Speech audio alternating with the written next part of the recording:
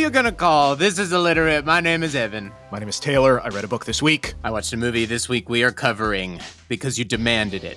Ghostbusters Afterlife. You didn't demand it, but audiences did demand it. Ghostbusters Afterlife has well overperformed, and so we thought, why not take this opportunity to get to the bottom of why this franchise has lasted so many decades. Right. And why it doesn't have as many entries as you would think it would at this point. It has a storied creation, and I'm excited to break it down with my good buddy Taylor today. I don't know if you knew about Dan Aykroyd and his whole history with ghosts and the paranormal. No. Yeah. God.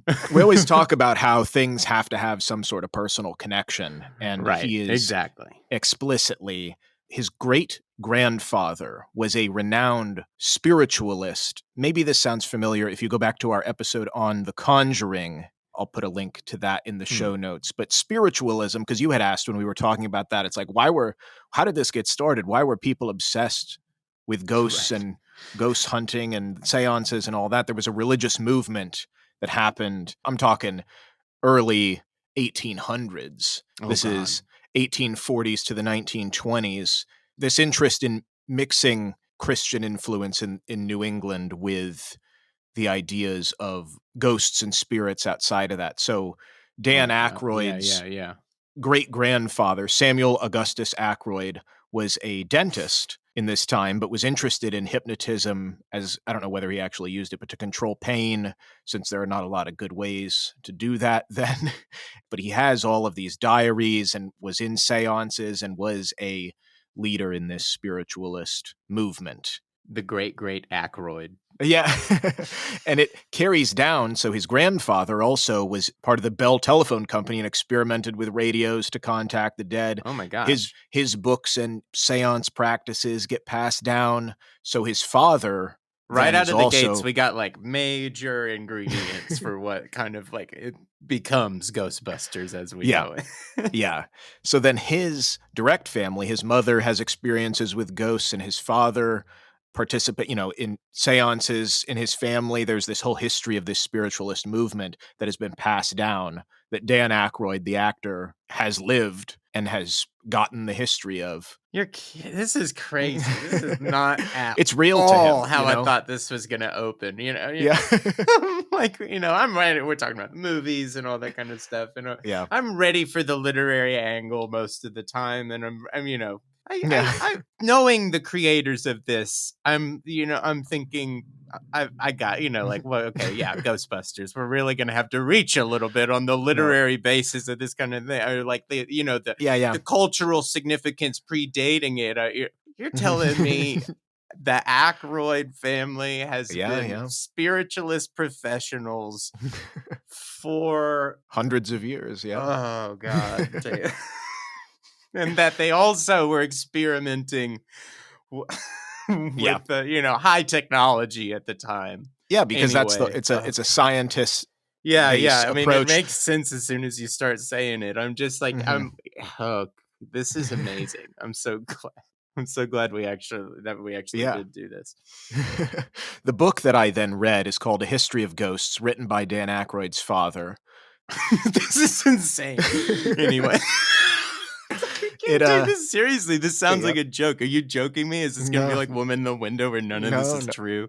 And Dan Aykroyd wrote a fake biography or something? No, this is real. So the book came out, though, after the success of Ghostbusters 2009. But it basically is all the stuff that I'm talking about. It's the history of his family and the history of the spiritualist movement. Oh my God. In Canada is where they're from. But Dan Aykroyd, he has a little blurb in it, but how he was influenced then from all of their family seances and be inspired to write Ghostbusters. Right, what you know. Oh my God, you didn't think Ghostbusters would live up to that. We haven't even started the show hardly. Oh my God. Welcome to Illiterate. I'm flabbergasted every week. Me as well. And then obviously, though, he's an actor and he's doing this kind of stuff, and he wanted to modernize. There was a string of comedic ghost films in the mid-1900s. So I'm talking like Abbott and Costello did a big one called Hold That Ghost in 1941. Bob Hope was in one in 1940. These sort of slapstick pratfall. Hold That Ghost. Yeah. Wait a minute. So getting the gang together, he is big with John Belushi, wants kind of them to do the Abbott and Costello routine with it. But his original idea is much more exhaustive. It's interstellar, battling through space and time, these supernatural threats. There are multiple ghost-busting teams. It's this big, epic timeline, interplanetary insanity that he's working on. Belushi, though, as we all know, died in 1982. Ivan Reitman to direct. Ivan Reitman had known it when Belushi was in and knew that it was all this intergalactic mess and would cost $200 million to make. And he's like, this is impossible. I'll do it, but something different. And this is kind of the I'm in, but you're nuts. This isn't gonna happen. Right. Hey, I love that answer. He's like, this is never gonna happen, but I want to be there for it. I want to direct. Yeah. One of the nutso things that then is another impact point is the divide between TV and film actors. And once the thing is made, really what it solidifies is that the crossover work from TV to film is possible. Agents, if you had a TV star, you're not getting called to put him in a feature. The trend is growing because, John Belushi was in Animal House in 78 and Bill Murray in Caddyshack in 80. But after Ghostbusters, all the studios are talking to TV personality agents, and the wall is officially broken down. Just so funny to like pick that apart and contrast it against today. As we know, for decades, SNL has been a star maker. You take people out of SNL and build movies around them. You take pre-existing concepts and scripts and you attribute it to a new hot SNL cast member that has a shtick, and you can adapt well-known scripts to that we can get them in it, and now the thing is different with them in it. It's bizarre to think about it now to contrast that back against where it was back then. It's crazy that now that is the precedent. This was the door that these people, that Belushi, Chevy Chase, these people were trying to break down these walls because it was so tribal at this time.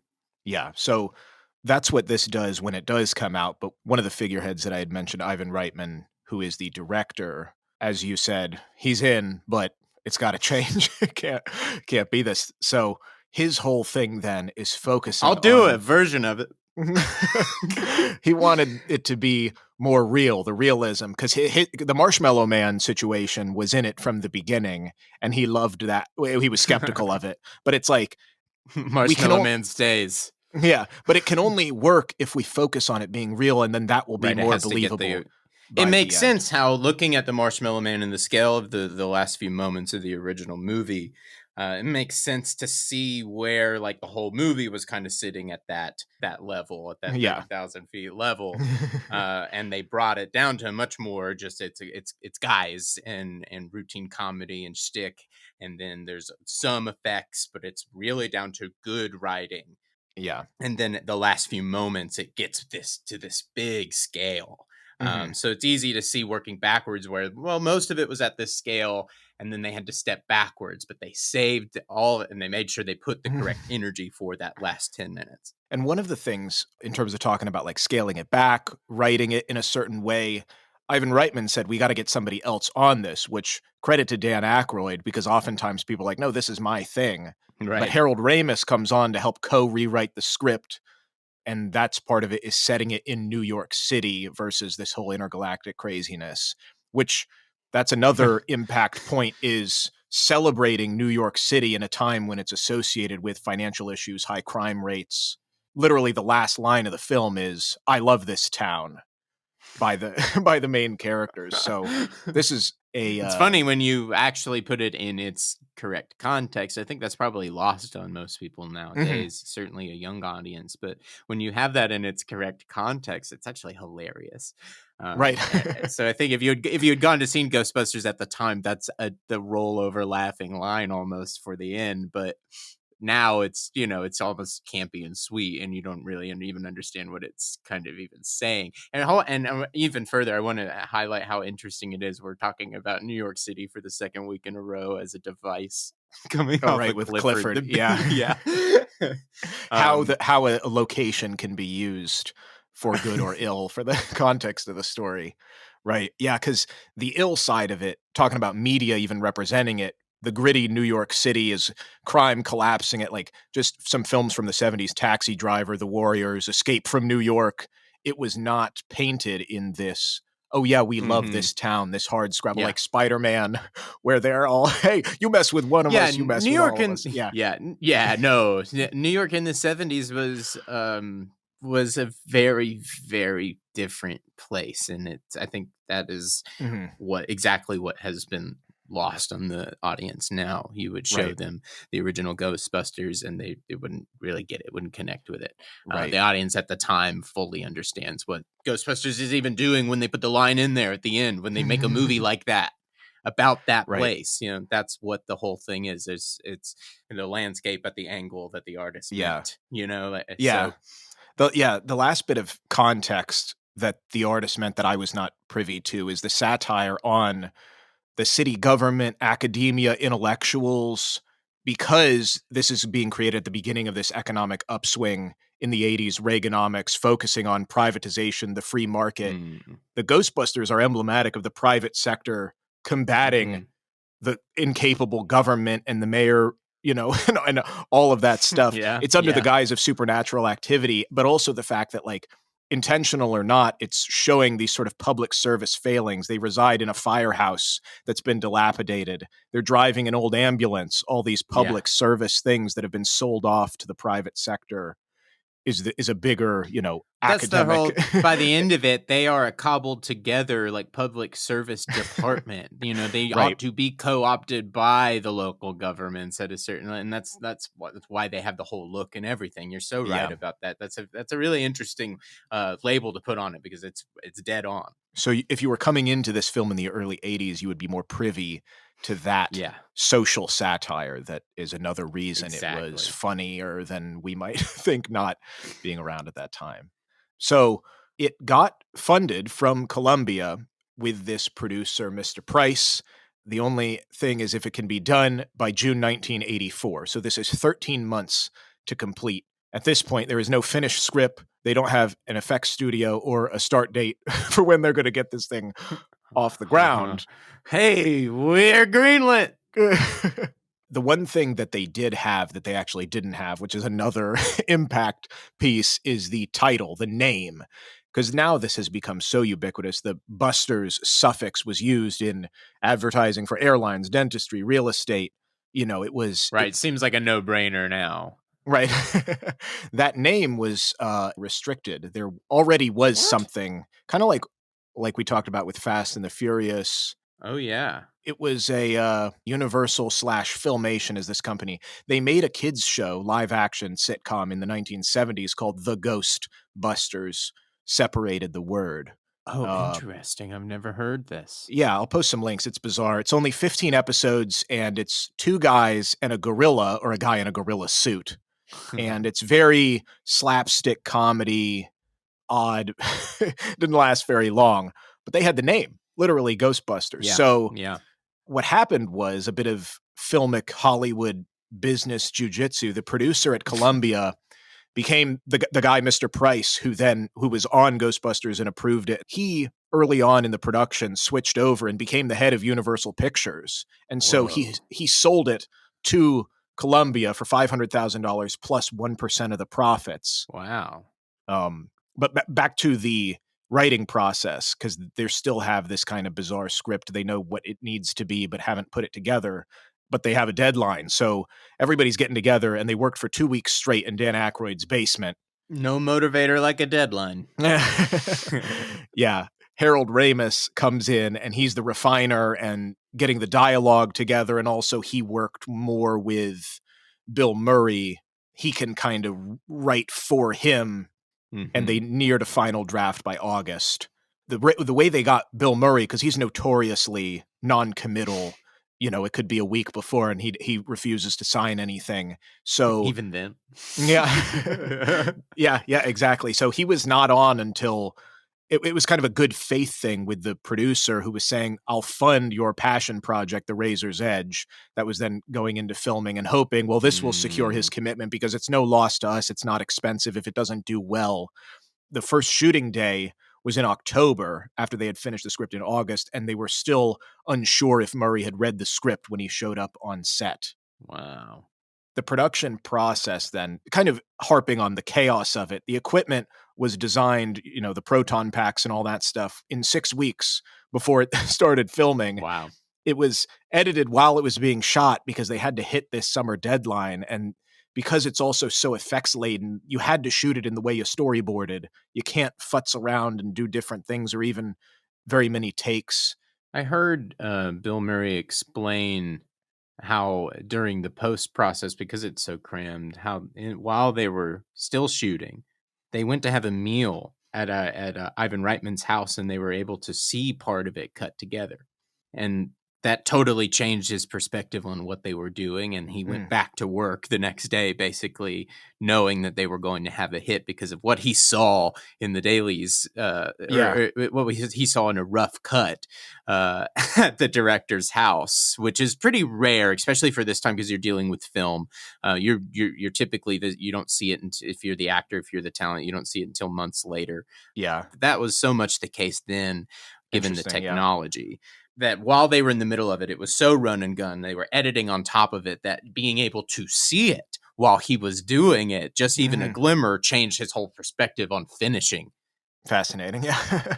Yeah. The curse of maybe this is a disaster and we're just flying by the seat of our pants gives you more perspective. I mean, you have to think of it. Ghostbusters doesn't exist, and they're out there like putting a gun in the air. Okay, and hold. And hold the fog, and on fog one, and they feel ridiculous. Nobody knows what a proton pack is, so, and like we said, this is going to work. Yeah. It's a reference to these old films from the 40s and 50s that have fallen out of favor, of people going around looking for ghosts in abandoned places. Right. Yeah. So, you have to kind of give it to him to a degree. I mean, that's the work of an actor, is you have to be beholden to everybody, the whole process, and everybody involved in it. But you really are at the behest of everybody else's talents. That brings us to another impact point, which now is massive, big budget stuff. But this wave of blockbusters, of mixing of genres, this experiment that they're doing, is now the default for all these big budget things. You want a bit of comedy, a bit of horror, a bit of adventure. Now look at any film that's over $150 million, and it's got all of those things. Obviously, it was started by Star Wars, but this really cements it as the way forward. So this is just 84. Yeah. Star Wars, 77. Jaws is just before that, 75. Like, the idea of the blockbuster is so fresh at this point. Now you're getting to the point where you can actually, you're seeing people try to assemble the pieces. What will be a hook? What's something that'll be lasting? Yeah. With expanding this idea of blockbuster and all of these different genres merged into one, the rare thing at the time was the merchandise. And this is only because the Star Wars merch was so successful, tying in with that. The logo, the Ghostbusters crossed out red thing. It's the only one thereafter was kind of Jurassic Park that also did that with an diegetic logo. And that's that's 9 years later. So that, it's not very so often that you actually get one of these things that sticks. Yeah, it was such an unexpected success in that way that they didn't capitalize on this merchandise plan at the peak of its popularity. So a lot of the No Ghosts logo was on products from other companies and licensing it out. It comes about later when the property expands that the merchandise really, they didn't have a ton of stuff going out. You're learning all of that stuff at the time. That's how new it is. That's how fresh it is. This is what built the industry that we know now. Now this is kind of second nature stuff now. But at the time, they didn't even they didn't know what was appropriate to support the demand. Yeah. Another thing that had huge demand was the song in the crazy production process. They knew they wanted a theme songy sort of thing for the montage in the middle, and they allegedly went through 50 or 60 songs that were submitted and got Ray Parker Jr., and he said they only gave him 3 days to make this song. Because he said, "Do you want to do this?" He said, "Sure." He had seen a cheap commercial late at night and saw it kind of, oh, this would be an advertising promo for their business, which is also genius because then it becomes a diegetic piece to it.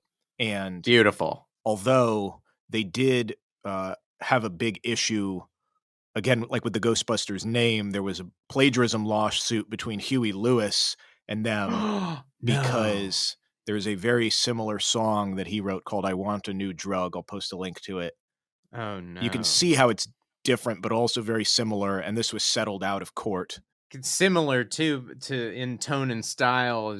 I was just thinking Huey Lewis in the news because of the song in Back to the Future. Right. And I was off, just while I was considering the nature of the two songs is one is diegetically built into the story using lines that we know in the movie, and then the other there's seemingly like no connection to the song in the film whatsoever. And I was sitting there thinking about how if you don't have lines or a direct thematic connection, an overt an overture to the something from the DNA of the film, I don't believe it as an actual song, like an original song for your movie. That happens all the time in the industry. So I'm just appreciating the Ghostbusters. It's built in diegetically. It's part of the world of the thing. It's beautiful. It's so authentic. Yeah. And it's so great. Having even him coming in to do the song and putting the thought in of what it would be. It's a kind of jingly thing, giving it that natural development that it needs to fit into the story, instead of just like, well, I've got this demo line, or slap that, that sounds good, like Back to the Future, whatever. I can't even sing the Back to the Future song right now. Anyway. Yeah, it is interesting too that it was so quick, 3 days. Like I was not privy to the fact that the whole Ghostbusters production process was slapdash, put together, figure this out, build an effects studio, get a song. They finished the script in August. They're shooting in October. That's has Bill Murray read it? We don't know. Yeah. No. Wait, is he signed on? Well, he shook my hand and winked. So and we're gonna make his other film, so maybe he'll be nice. Yeah. So here comes then the rubber meeting the road. They give it to test audiences in February. There's unfinished effects, but really Ivan Reitman wants to see, is the comedy gonna work? Because that's what we're hedging this on. It's branded as a comedy film. Because, for real, there's like a dozen effect shots. They really need the backbone of this to work, which is, our actors. The SNL cast. And and branding it as such. So they grab 200 random people off the streets of Burbank, throw them into a theater, and say, check this out. What do you think? And there's fear, there's laughs, there's applause. The marshmallow scene gets a good reaction. This is the thing that Ivan Reitman is most worried about. And he says, oh, well, this looks to be on track for kind of what we want it to be. Big exhale. Inhale, they throw it to an industry audience and nobody laughs. Oh, nobody. But they're also saying that they're critical because they have competing endeavors also and want it to fail to a degree. It's like art school. Yeah. I had seen a quote. There was an executive that had said to Bill Murray's agent, "Don't worry, we all make mistakes." Oh, at the screening. No. How horrible. Just ribbing you, just seeing if they can take a pound out of you. Yeah. So he knows it, and he knows he's got a hit. He went back to set the next day knowing they had a hit. So you don't know these things, but he had a feeling. Yeah. Look at it. Look at him. You gotta stick to your guns. You gotta believe. And that it's consistent. Yeah. We'll see. It was in the top 3 grossing films for 16 straight weeks, and did not leave the cinema until after 30 weeks. From June to January, this thing is on screens. Oh my gosh. Also hard to imagine, because within this year, also coming out, that it's competing against is Gremlins, Karate Kid, Terminator, Nightmare on Elm Street, The Never-Ending Story. 1984 is a huge year. So nothing was coming out. So it really was a clear, open landscape for them to dominate. Nothing of consequence. That's actually really amazing. And I don't want to jump the gun here because that's exactly the opposite for what happens for the second film. Well, we'll jump to that in a second. I just wanted to throw out some oddities and some things that were a little bit before that then propels them to try and do this second film. One of the other confusing things is Bill Murray, after this, did not act for another 4 years. Good Lord. Kind of in the duality of this film is such a massive radioactive property, as he put it. It's like it's almost like he can't do anything else. And then also that thing that they let him do, gave him funding for The Razor's Edge that he wanted, was a failure. And so it was kind of this bizarre, like, oh, this other thing that I did that I showed up on set in October exploded and now that's all I am. And this thing I really liked failed horribly. That's a lesson. That's life. You can, okay, I'll do this, but I'll get to the thing that I want. And then the thing you do in kind as a favor, shoots into the stratosphere. And the thing that you made that deal over, the only reason you even did that to begin with, so you could get to the thing you wanted to do, just fizzles out. Yeah. That's a gut punch. Very interesting that then he takes some time off. Yeah. So he's already a conflicting character when it comes to being involved in things. But here we'll see it intersperses with property going onward, because now they got wind of that the merchandise is doing stuff, so they just explode with merchandise by 86. Lord. And this is where the animated spinoff, which I was never aware of that much, but obviously this in research, this was new to me too. I was not privy to it was like long running. It ran for years until like 1990 or 91. It was 6 years that it was running. And I think also because with the merch then it gets catered more towards children and children's TV shows, an animated TV show. Oddly called The Real Ghostbusters. Because that stuff you've been watching at the theater, that's the knockoff trash. Well, so what happened? Here comes back with this Ghostbusters weird live action sitcom that was around in the 70s. So again, Ghostbusters is booming. Oh, God. This company, Filmation, they offered to make the series because they had the rights to the name, but Columbia got another company to do it. They still owned the rights to do it as an animated series with that name. So there is an animated show that ran for 65 episodes called Ghostbusters, and it's got the two guys and the gorilla and another. So they so they lent their name out to something which got popular, and then based on that notoriety, were able to revive themselves. A show called Ghostbusters. Make more Ghostbusters with the gorilla. Yeah, so the real one is called The Real Ghostbusters. The Real Ghostbusters. Which is weird. Well, at least, it feels like Columbia should have probably just had them make the thing. Yeah. What they were trying to go after henceforth is this sequel that you had teased. And some of the background Hollywood stuff is there was a new chairman for Columbia Pictures that comes on in 86. And he wants to differentiate himself from the legacy of the other chairman of Columbia. So his whole deal is smaller films, more of a world market, European foreign language films. He's not interested in this big budget sequel. So that's something I don't think people are necessarily aware of. It's like you think Hollywood, they want to slap on it as quickly as possible. Not if there's a changing of the guard, and he does not. And that anytime you hear somebody being, brought on new at a studio, that's commonly the connotation is to think, okay, well, generally anything that was going on is completely dead. Because this person is going to start fresh and do their new things.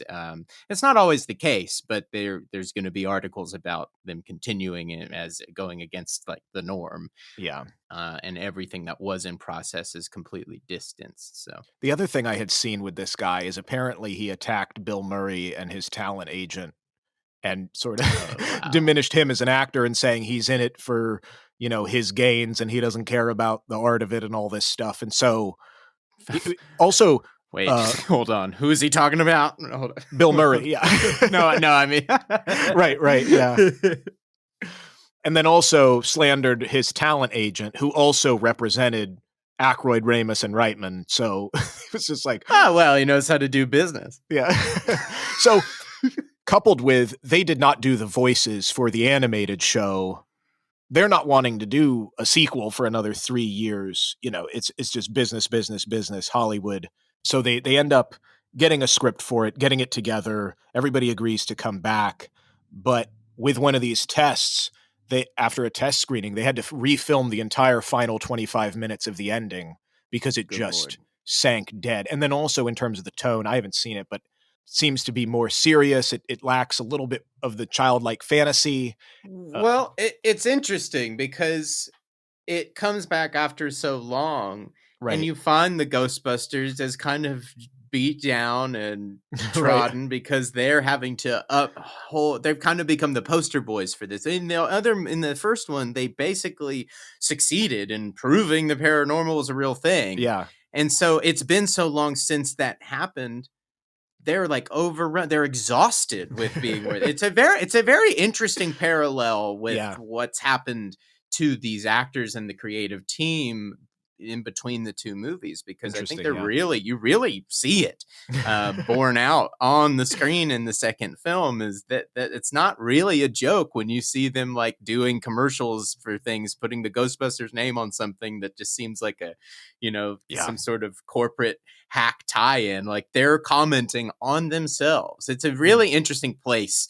And I think now is a better way to maybe, where the first film maybe depends on its context a little more than people realize. I think the sequel maybe is better contextualized after time. Right. Because it's easy to see this as a timeline now, seeing how the second film is really them commenting in the moment. They pick it up in the moment so many years later, and these guys are just done. Interesting. Yeah, I didn't know that.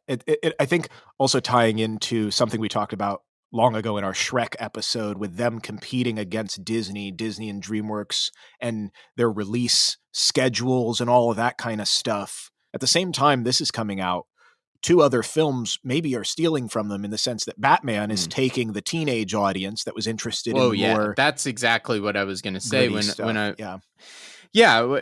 the first movie comes out and it runs from June to January, nothing can knock it off. Ghostbusters 2 comes out, it's number 1 for a weekend, and then Batman comes out the next weekend and sinks it for the summer. Right. That's the difference. In the other side of things as well, Honey, I Shrunk the Kids takes the family audience that would be interested in sort of a pseudo supernaturally wacky thing. So yeah, Rick, what are you doing, Moranis? Double dipping. You got it. You got to. And look, we have those 2 beautiful movies. Yeah. So like you're saying, with the tiredness and Bill Murray coming back, he's definitely not interested after this. He did not enjoy the process or the outcome. Although it's Dan Aykroyd's baby, they all have rights to it, though, but he keeps still trying to pursue sequel ideas. This is where it's interesting to me, because it's when to do it is such it's such an interesting thing, because I think now we're maybe after the 4th film, now we're thinking, well, maybe there's always a time to do it. But that being such a worry, it takes him so long to pump out the second movie. And then, is that what holds it up for another, almost 20 years? Like, that's what it is, the trepidation around this. So did it irrevocably damage the property so much that they couldn't actually make another film on a wildly successful property for 20 years? I think the thing that we're coming to see with this, hopefully I'll illuminate it some more, is a bigger factor perhaps than just the public sentiment of the sequel, is the creative team behind it. They all have a stake in it, and it has to be a unanimous thing. Yeah. So until Murray's interested, until these other people are also, Ivan Reitman wants to get the script right and so on, it isn't going anywhere. They know that that's the reason people will go to see it, is if they're all back together again.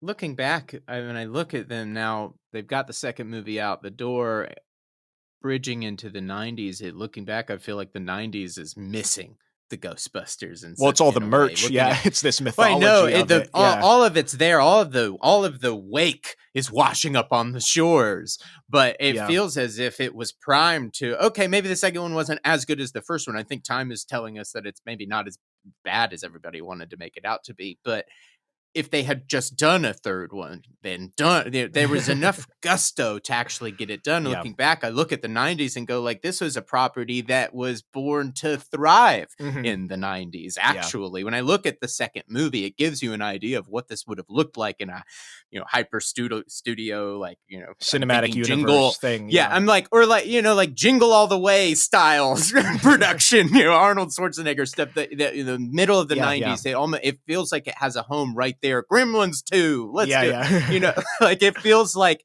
it should exist, and yet it doesn't. And that's what's happened to this property the last 30 years, is looking at it and being like, everybody has been waiting for this elusive third film that seemingly never comes together. They're talking about it actively all through that decade. I found a very interesting thing that technically it did come together. I don't know if you're familiar with Ghostbusters, the video game. Sounds simple enough. This came out in 2009. Right. Primary, consoles, PS3, that's Xbox now looking 360. back is considered to be the third movie. Right. So it's interesting in the sense that it's a video game format. They're all back and they're training a new recruit, which is you, but all the voices and likenesses are reprised. Bill Murray agreed to do it. Aykroyd and Ramis did script doctoring on it. Decently well received, sold over 3 million copies. From what I had seen, the Aykroyd and them, they loved working on it. They wanted to make it as good as they could possibly make it. They said they could not have been paid more money to work actively on trying to make that game as funny as that first movie. I mean, Aykroyd said it was essentially the third movie. Those are his words. So that's very much what the fandom has come to view it as in retrospect. But it's not, unless you're a video game junkie or you're just really keen on Ghostbusters, it doesn't pop to the general public seeing the logo on a t-shirt in Target or whatever. So what it does show to Hollywood and other people, there's still life in it. Yeah. So they notice that they've overcome Bill Murray's reluctance. This then creates renewed interest for a new film. So Harold Ramis has a new script, and his latest movie was Year One, so it's co-written by the comedy team of writers working on that. And Columbia, who had also done The Office, the American version of The Office. So interesting. That kind of made sense. Right. to a degree, like there was, Bill Murray, I know, commented on saying that like there was something to that combination that he was interested in. Although Columbia then wanted the elder Ivan Reitman out of the picture because they're saying, oh, well, now times have moved on and this is for a younger audience and what does he know and whatnot. That's the angry way of putting it. But quit attacking our team, Columbia. Although, for all it's worth, Murray also then said he wasn't as keen on the script. It was poor. And so with all of this reluctance, in 2012, they dropped that version, and Reitman suggests, well, let's just reboot the whole darn thing with an all-new cast because this has not been working out. Nobody can agree. All of that stuff. Was that the same version where they were going to go to hell? No. That was previous. Yes, that's a whole different other iteration. Okay, for real. We haven't even really said this though. Ghostbusters 3 almost happened like 3 or 4 different times for real, where they had full versions of like they had full drafts. Yeah. So that was in between Ghostbusters. Yeah, that was in between Ghostbusters 2 and the video game with all of the different. Yeah. That's what they were doing through the 90s. Right. And they were working on this idea, getting that version of the movie off the ground. It seemed like for 15 years. Yeah. So with all of that, finally. It sounds ridiculous to me. But anyways. They're trying. The video game is a light in the tunnel somewhere, but then it still is collapsing. And then the big piece, when Reitman finally throws his hands in the air and says, why don't we do just, none of us can agree on any of this. Harold Ramis passes in 2014. And so then it's really like, well, now it really can't happen. And we have all been holding it back. So they all agreed, everybody involved, all the actors and Reitman and whoever owned pieces of it, to sell the rights back to Columbia. And there are no details on it, but he said that the creators will be enriched for the rest of our lives and the rest of our children's lives. Like, you can only imagine how much they're paying to get this. And so this is then immediately the 2016 film comes out with the all-female Ghostbusters, because, I mean, hopefully we can see how this progresses. It's not just a, let's do this finally randomly, it all got figured out. It's a progression of trying to get it to be something and it not working with the original cast. Although, I mean, I haven't seen the movie. We all know it was embroiled in a lot of backlash, and there was a lot of gross backlash attributed to it. I think it had a really unfair go in the public eye. And again, let's put the correct context on it, because it wasn't like an abysmal failure. It wasn't a rock, but it was not great in terms of box office return. But I didn't go for the same reason I guess most other people didn't go, is I guess they're just not the Ghostbusters. I don't know. There's nothing wrong with any of those cast members. There's nothing wrong with any of really the team I see around that movie, other than like, you can't make something new and then slap a name on it and tell me it's the old thing. It's not. I would have respected and maybe shown up for that movie if they were their own team of paranormal comedy women investigators. Take a shot on that. I don't know. Does it need the Ecto one? You know what I mean? That's the reason I didn't go. I don't know. The vitriol against it. There was a lot of there was a lot of grossness around it. I don't really understand what in the world there is to be upset over a Kate McKinnon movie. Right. With knowing what we know as well now, also of like either the fan base or just the people trying to put it together, if it wasn't the original people, no matter what, people are going to be incensed by it. I think that was all, But they couldn't do it clearly because here we are. Exactly. They couldn't, nobody could decide over 25 years. Nobody could decide. Nobody could agree. And so they had to, and it was the only way, and they should have done it. They should have done it in the 90s. I sound like Trump, but they should have sold it all. They should have all sold it all way earlier, so that look, as soon as they sell it, consolidate the property. That way it's not hinging on everybody. Consolidate the property, and then a movie comes out. Look, wow. Right. And here we are now with this movie where they're making a proper, even though it's further in time, sequel directed by Jason, son of Ivan. Yeah. It seems that they have made the correct decisions here, that Columbia and Sony have come around to actually look at this with a analytical eye and allow. I think the key here is Ivan Reitman's son, which is an incredible filmmaker in his own right, to have him stepping into this franchise, stepping into his father's. I mean, this is his father's shadow. His father created this thing with these guys. Yeah. To have him coming in, it gives the attention to detail that only somebody like this could hardly understand. It is over the top in terms of its development and the way that it intricately works with the first film. Yeah. This is an astute screenwriter who's looking at the story and the setting in a very real, tactile manner and is expanding those thematics in appropriate directions. And also, it's like, is this the most amazing, multi-layered, nuanced thing in the universe? Probably not. But neither was the probably. Put together a different creative team, open it up, expand it so that people that don't know this or it's fallen out of favor can see it in a new light and understand why there's a ghost with an arrow through it.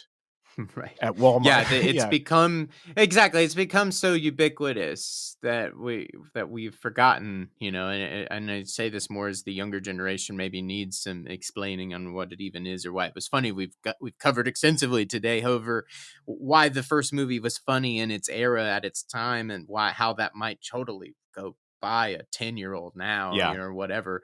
This new movie really serves to introduce that 10-year-old and anybody else to the Ghostbusters. This is really the story of kids discovering the Ghostbusters. Yeah. That is the story, is reintroducing this to an updated audience. I hate to not mention it if we were to close before discussing it, but Ernie Hudson's Winston character, who is the fourth guy, recently had come out as saying, you know, because it's kind of a love-hate thing where he thought he was going to be in it from page 8 with the rest of them. And then when he got on set, they were like, no, you're coming in on page 68. And there was nothing that he could be done about it. And he was, not to spoil anything, but rectified in the new one as far as his character getting more and getting his due and getting maybe some continuation with it, which I think is also a piece That's of cool. You know, because Evan and I are also not, we always love new things, but it's interesting to dissect. That's the onus of the show, is like, why are things coming back? What is being adapted? And it seems like after many, many false starts, this is like, well, let's give it a new something while trying to keep with the old. And yeah, I mean, it very much. I mean, in a lot of broad strokes, it's a remake. In very, very loose. Not in New York. Strokes. Yeah. It's not in New York, and you have to look at it from that perspective. But there's a lot about it that is very, very much a remake in terms of the broad motions. I mean, they're bringing back the original villain. They are redoing this, and it is what it is children, rediscovering their grandpa. But what it is the audience rediscovering Ghostbusters, and it is the same story. But when it comes down to using Ghostbusters and everything presented in the first 2 movies, this is the best that I've seen in terms of these like soft reboots, multi-generational reboots. This might be the best. Yeah. So if you love Ghostbusters, are we dead wrong on this? Do you think it's a piece of garbage and you hate what they're doing with it and they should leave well enough? They've defiled it. Yeah, to the nth degree. Or are you like, let's see some fresh blood. Let's see some new people. It's a fun idea to have people hunting ghosts through science. I mean, they have been trying to get in some new Ghostbusters since the first movie, basically. They've been trying to introduce a new team, a fresh update. Well, we need to actually do it. Is this an opportunity to actually pass that torch? Yeah. Really fascinating. We'll see where it goes. And like Evan said at the top, the only reason we're really covering this is because it made money, because people wanted to see it. So did you enjoy it? Please reach out to us. Reach out to us at IlliteratePod on Instagram. But thank you guys so much for listening. As always, let us know what you're reading. Let us know what you're excited about coming out on Netflix or in theaters. You never know when we're going to do an episode about something you want to know all about. Thank you all for listening, and we will catch you next week.